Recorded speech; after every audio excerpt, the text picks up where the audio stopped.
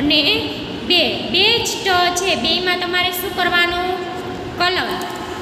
એવી જ રીતે સામેના પેજ ઉપર પણ તમને શું આપ્યું છે? ટ ટપાલીનો ટ, ટ ટપાલીનો ટ, ટ ટપાલીનો ટ, ટ ટપાલીનો ટ, ટ ટપાલીનો ટ, ટ ટપાલીનો ટ, ટ ટપાલીનો ટ, ટ ટપાલીનો ટ, ટ ટપાલીનો ટ.